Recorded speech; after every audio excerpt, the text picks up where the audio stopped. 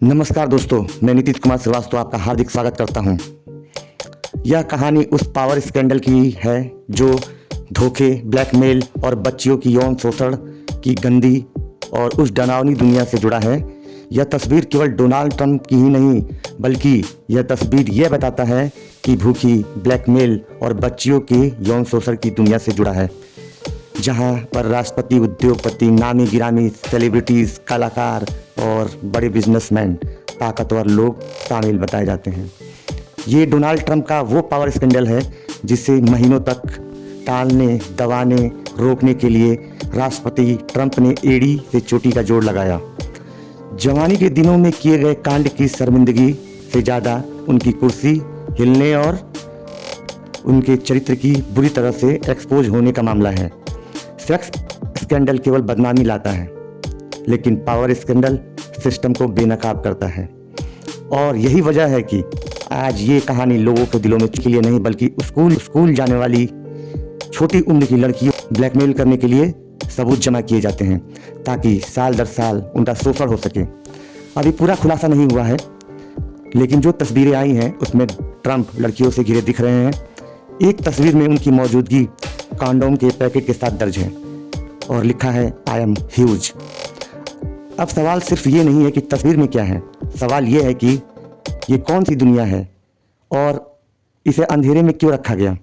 बहस इस बात पर हो रही है कि इन लोगों को बचा कौन रहा था। बहस इस बात की हो रही है कि एप्स्टीन केस फाइलों में ऐसा क्या है कि सबसे मुख्य व्यक्ति जो पहले सालों साल जेल भेजा गया, फिर कुछ महीनों के बाद उसे छोड़ दिया गया, फिर बाद में जेल में गया और उसे मरवा दिया गया। सवाल यह है कि कहानी सिर्फ अमेरिका की नहीं है, क्योंकि इसमें भारत के नेताओं का भी नाम जुड़ा है।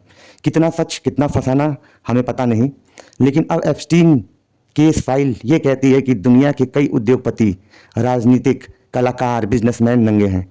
इस कहानी का सबसे अहम नाम जो है जेफरी एप्स्टीन। लेकिन इस कहानी पर जाएं उससे पहले ये समझ लेना जरूरी है कि इस कांड को क्या ट्रंप तक सीमित रखें, क्योंकि रिपोर्ट, कागजात, ईमेल, कैलेंडर की एंट्रीज कई बड़े नामों का जिक्र कर रही हैं। बाद में उन्होंने अपनी गलती मानी। ब्रिटेन के प्रिंस एंड्रयू पर पीड़िता ने सीधे आरोप लगाए, जिसके बाद उन्होंने इनकार कर दिया। बाद में कोर्ट में मामला गया। कई बड़े वकील, कई बड़े कारपोरेट, नामचीन यूनिवर्सिटी, नेटवर्क के लिंक भी आए हैं। हर ना माना या जुड़ना ये बताता है कि ये मामला किसी इंसान का नहीं था। इसलिए हम इसे केवल सेक्स स्कैंडल नहीं, पावर स्कैंडल कह रहे हैं, जहां पर पहचान और पहुंच सबसे बड़ी ढाल बन जाती है। पूरी कहानी सुनने के लिए हमारे यूट्यूब चैनल पर जाएं और इस पे सुप्रिया श्रीनेत ने क्या कहा वो भी सुने। के सीरियल रेपिस्ट, बाल यौन शोषण के अपराधी, मानव तस्करी के अपराधी जेफरी एप्स्टीन ने 9 जुलाई 2017 को एक मेल में लिखा, The Indian Prime Minister Modi took advice and danced and sang in Israel for the benefit of the US President.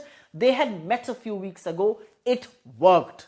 मतलब एप्स्टीन का साफ कहना है कि नरेंद्र मोदी ने मुझसे सलाह ली और अमेरिकी राष्ट्रपति के किसी फायदे के लिए इजराइल में जाकर नाचे और गाए, और यह काम कर गया। एप्स्टीन फाइल्स में अब भारत के प्रधानमंत्री नरेंद्र मोदी का नाम आ गया है। अमेरिका के सीरियल रेपिस्ट, बाल यौन शोषण के अपराधी, मानव तस्करी के अपराधी जेफरी एप्स्टीन ने 9 जुलाई 2017 को एक मेल में लिखा, The Indian Prime Minister Modi took advice and danced and sang in Israel for the benefit of the US President. They had met a few weeks ago.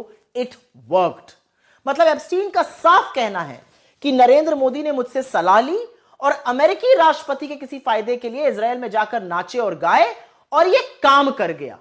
Epstein files में अब भारत के प्रधानमंत्री नरेंद्र मोदी का नाम आ गया है। अमेरिका के सीरियल रेपिस्ट, बाल यौन शोषण के अपराधी, मानव तस्करी के अपराधी जेफरी एप्स्टीन ने 9 जुलाई 2017 को एक मेल में लिखा, The Indian Prime Minister Modi took advice and danced and sang in Israel for the benefit of the US President. They had met a few weeks ago. It worked. मतलब Epstein का साफ कहना है कि नरेंद्र मोदी ने मुझसे सलाह ली और अमेरिकी राष्ट्रपति के किसी फायदे के लिए इजराइल में जाकर नाचे और गाए, और यह काम कर गए। एप्स्टीन के साथ एक गहरा और शायद पुराना नाता है जो भारत के लिए शर्मनाक है। भारत जो दुनिया में नैतिकता की, गरिमा की, प्रतिष्ठा की धुरी है, उसको आपने तार तार कर दिया।